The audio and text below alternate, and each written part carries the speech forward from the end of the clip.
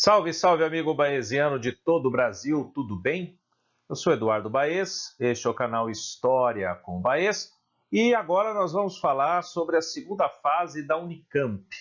Nós tivemos aí uma sequência de aulas trabalhando a segunda fase da FUVEST, agora chegou a vez da Unicamp, que vai acontecer no próximo final de semana. Nós estamos falando aí na primeira semana de janeiro de 2018, onde ocorreu o vestibular da FUVEST, e a segunda semana de janeiro de 2018, onde vai ocorrer o vestibular da Unicamp na sua segunda fase. Antes de mais nada, antes da gente começar, não se esqueça, se você está chegando aqui agora e ainda não é inscrito no canal, inscreva-se agora, é só você clicar aí no inscreva-se, ative o sininho para que você possa receber as notificações do canal e também ficar sabendo aí de todas as novidades que nós vamos ter agora no ano de 2019. Outra coisa, deixa um like, é importante que você faça isso para que o YouTube, primeiro, identifique que você não é um bot, que você não é um robô.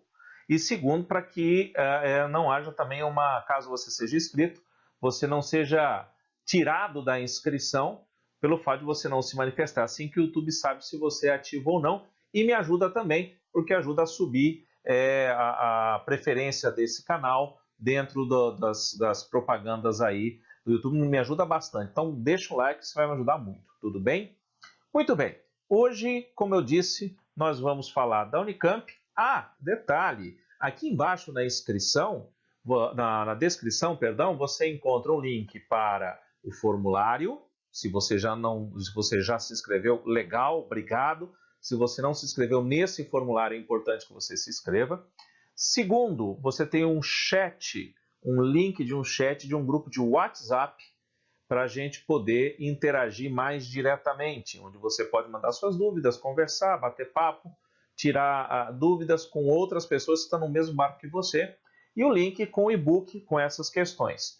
Nós fizemos as primeiras 45 questões da FUVEST nos dias anteriores, e agora nós vamos falar de Unicamp em História Geral, Antiga e Medieval.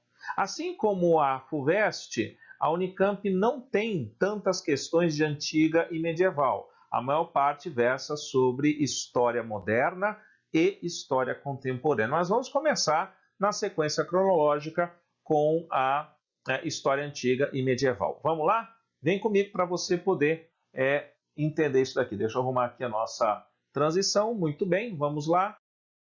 E nós temos aí a primeira questão, que é sobre a antiguidade clássica e filosofia. Então essa é uma característica da Unicamp que não existia na FUVEST. Na FUVEST era história pura. Aqui não, aqui vai se misturar a história com a filosofia, com a sociologia, isso vai se discutir bastante. Então acompanhe comigo a leitura do texto para a gente poder responder a questão e trabalhar os assuntos com calma. Veja só. Primeiro, vamos lá. Onde está aquela tua prudência? Onde está a sagacidade nas coisas que se deve discernir?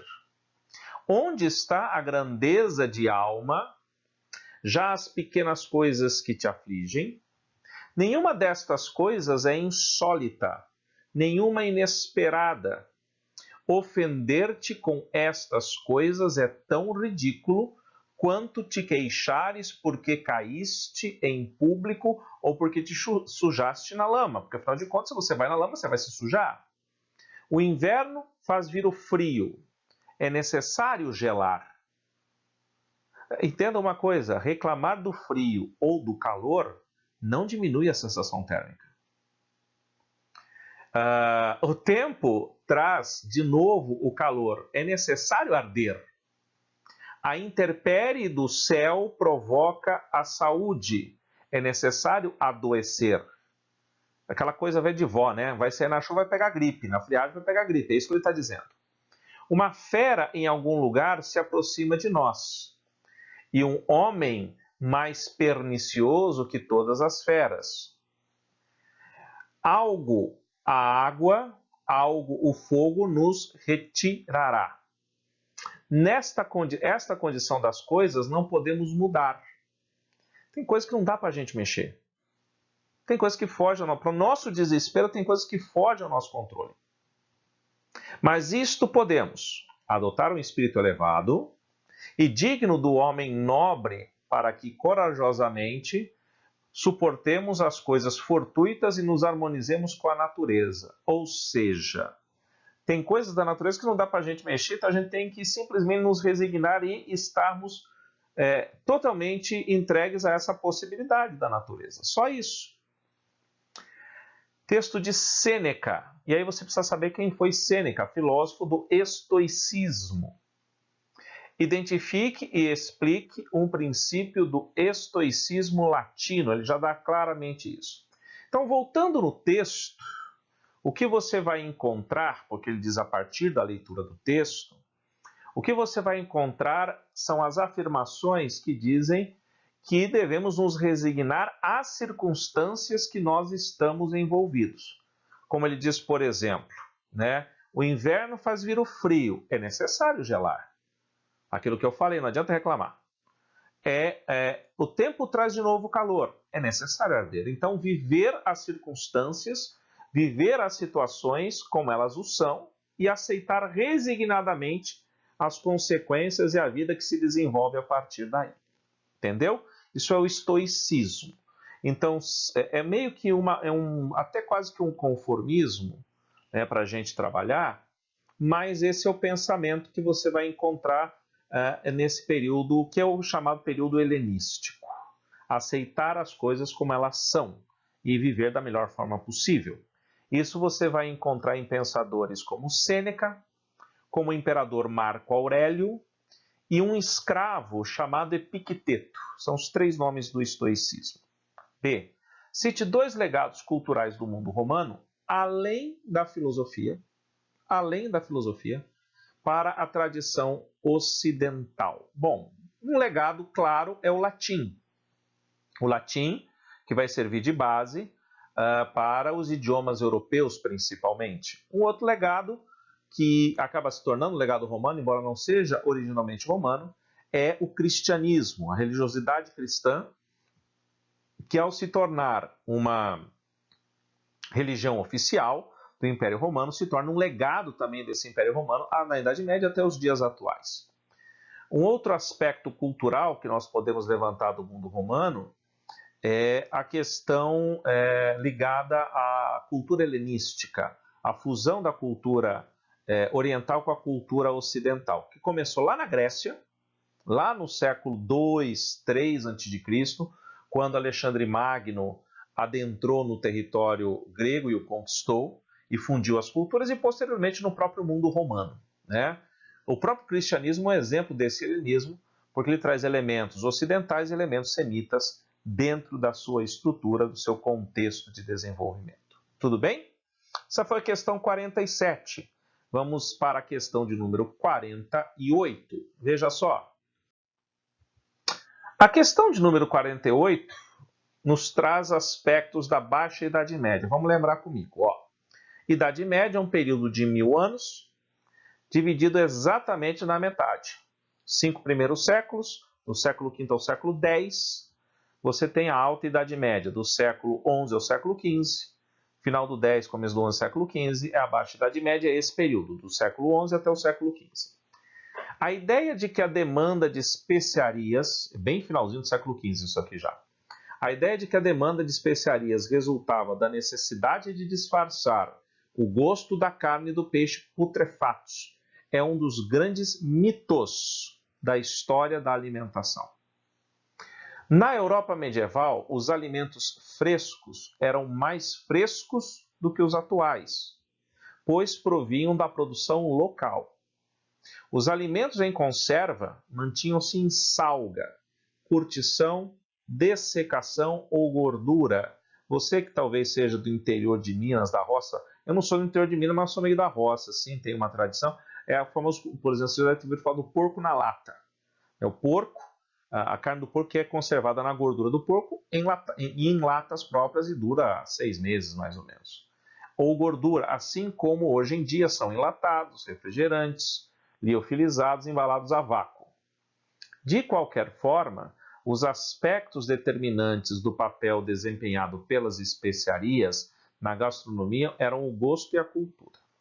A cozinha, muito temperada com especiarias, era objeto de desejo por ser cara e por condimentar a posição social dos ricos e as aspirações de quem ambicionava ser, ou seja, quanto mais temperado, mais rico era, né? Porque, como diz o texto, é um produto caro,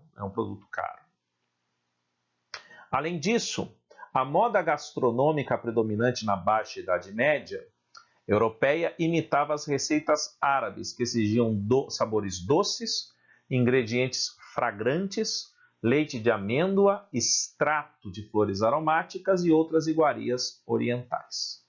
A partir do texto e dos seus conhecimentos históricos, diga o seguinte: defina o que são as especiarias.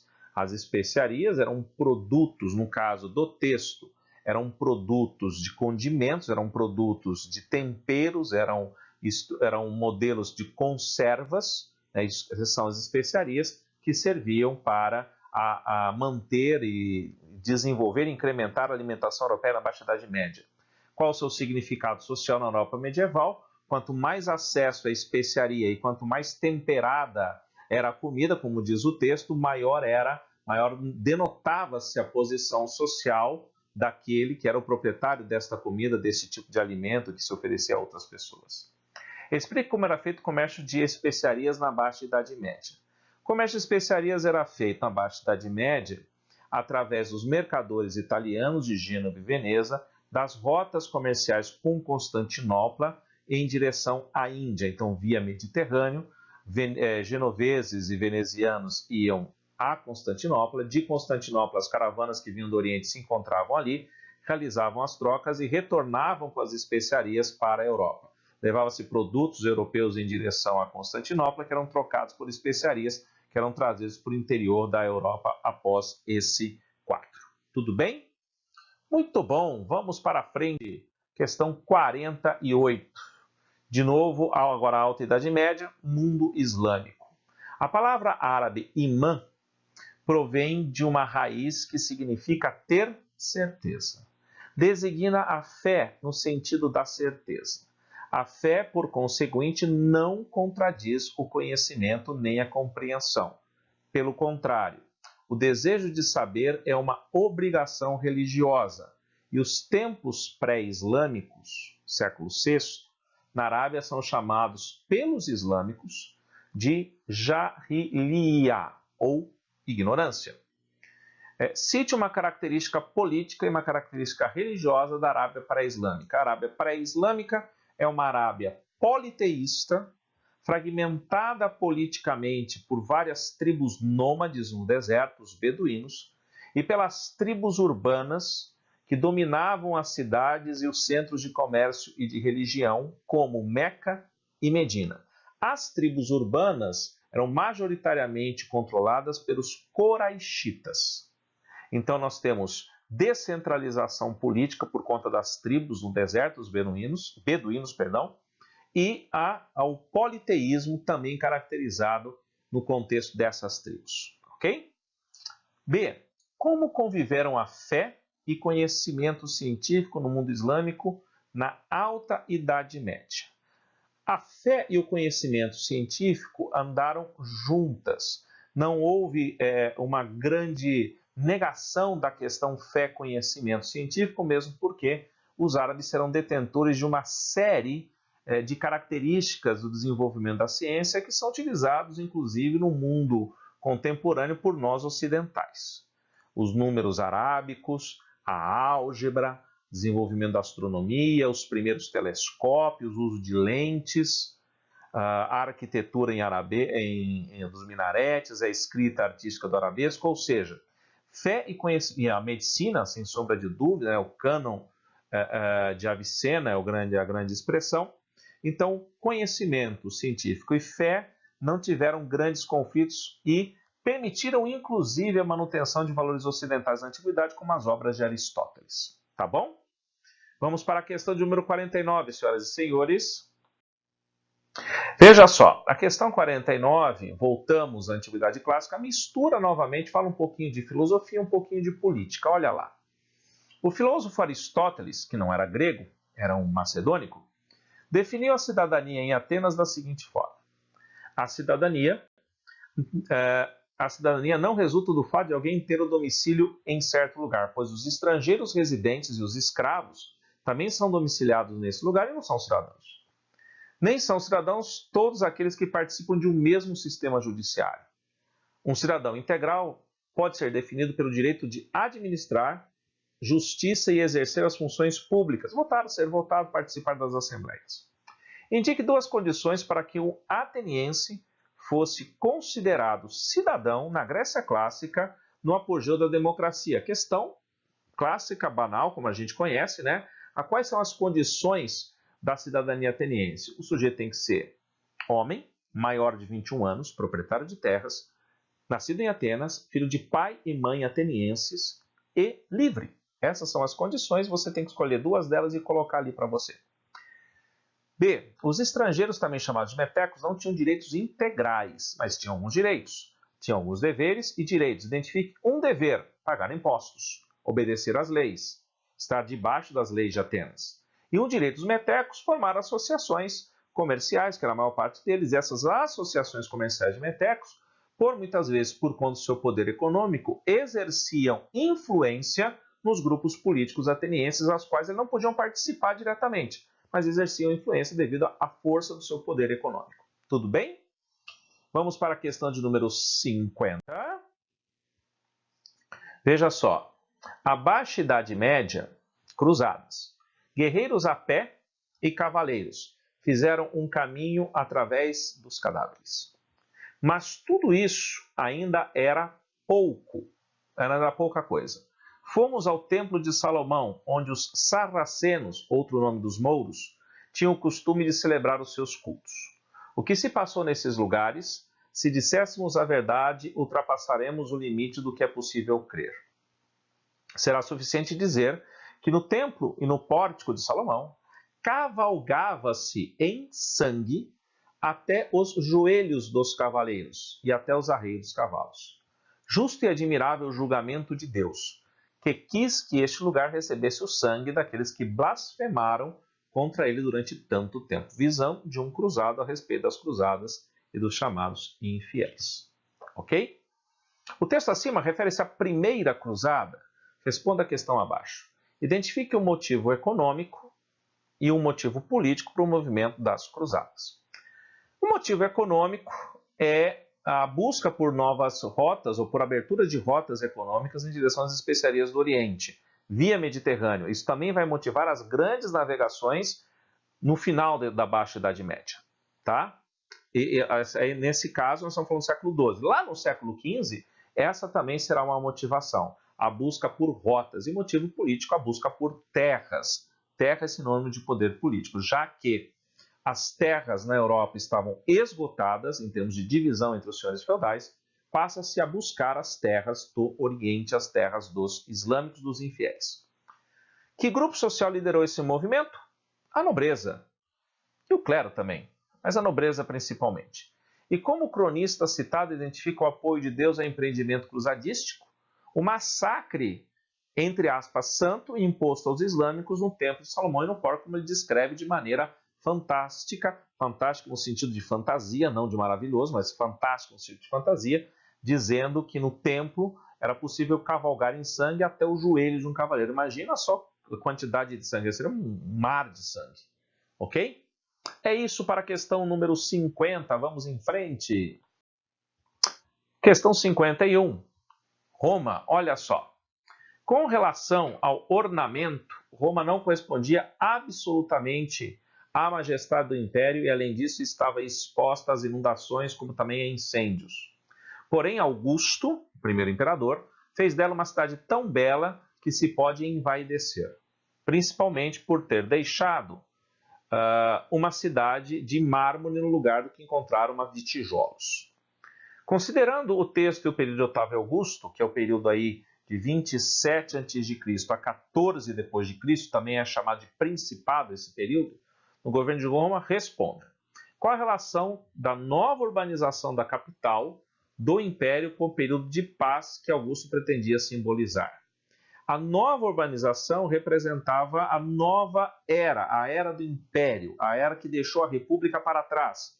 Então, fazer da cidade um símbolo desta nova era que se mostrava a partir do império. Pretendia, então, simbolizar isso através da construção, reconstrução, reforma da cidade de Roma, deixando para trás o seu passado republicano, o seu passado quase que rural por completo, por uma nova cidade, uma cidade estruturada em mármore, estruturada em beleza, estruturada mostrando o quanto o império é capaz de transformar esta realidade. Identifique uma medida social e uma política estabelecida por Augusto para adaptar a tradição romana ao novo momento. A medida social política do pão e circo. A medida política é a Pax Romana. Identifique apenas pão e circo, medida social, distribuição de alimento para a população e diversão para a população para mantê-la calma, alienada e sob controle. E a Pax Romana, o uso de tropas a fim de manter a paz interna através da repressão militar. Ok? E a nossa última questão, Alta Idade Média, coisa rara de aparecer em Império Carolíngio, é a única menção que nós temos aí de Império Carolíngio nos últimos 5 anos. No Natal de 800, o Papa Leão XIII coroou Carlos Magno como imperador dos romanos. O imperador recebeu o antigo título de Augusto, quer dizer divino. Caracteriza a autoridade de Carlos Magno como imperador naquele momento. Naquele momento, Carlos Magno é o imperador absoluto de origem de poder religioso, porque ele recebe o título de Augusto, reincorporando ou tentando reincorporar a grandeza do Império Romano. A tentativa de restaurar o Império Romano na sua grandiosidade, na sua grande extensão. Né? O Império Carolíngio foi essa tentativa de Carlos Magno. Apresente 2 aspectos do Renascimento Carolíngio. O que foi o Renascimento Carolíngio? Com a aproximação de Carlos Magno da Igreja, os saberes e conhecimentos da Igreja medieval ficaram a cargo do Estado também, deram espaço para o Estado, deram origem a escolas que geraram um grande momento de alfabetização no contexto europeu. Além disso, a retomada de valores da antiguidade clássica, lá dos primeiros e segundos séculos, já começa a acontecer aqui e vai se repercutir no Renascimento do século XV. Então, 2 aspectos, criação de escolas e reconhecimento das artes com o viés da antiguidade clássica. Ok?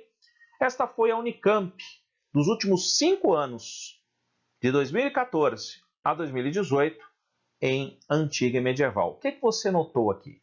Grande uso de textos, principalmente das orientações. Utilize o texto. A partir do texto, conheça o texto.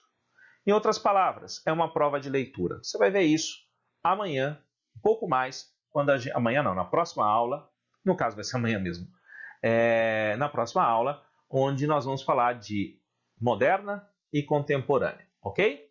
Eu sou Eduardo Baez, este é o canal História com Baez. Inscreva-se, ative o sininho e compartilhe o vídeo.